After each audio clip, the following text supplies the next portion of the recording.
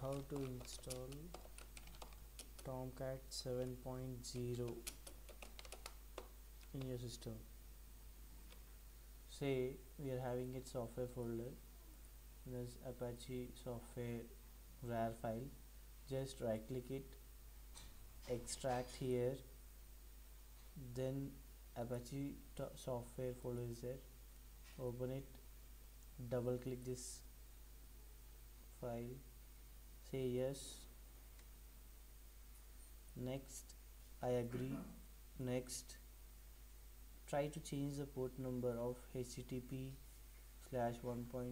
connector port from 8080 to 8088, as already this 8080 port number has been taken by the database software. Okay, then tomcat administrator login will be like, say, username admin and the password will be this admin. Next, try to give the Java path or the Java virtual machine path. You can say in C drive we'll be having a folder known as program files. In that you have Java, this, so Java JREK 1.7 in the JRE. Okay, say next, and it's asking the choose installation location, right? Try to change this location from C drive to any other drive, say Rohit. In that I'll create another folder known as tomcat. So now say install, so all this tomcat folder will be getting installed in this Rohit folder, and say just uncheck these things and say finish. Now in Rohit folder you can say a folder known as tomcat is there. In that you will be having the lib folder. In this lib you will be finding servlet-api and JSP API. So we have to set the class path. So how we are setting the class path? Just select the path, say copy.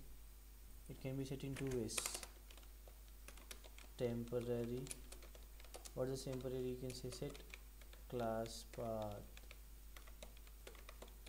equals to, you can have directly paste this and say slash servlet hyphen API dot jar file and semicolon.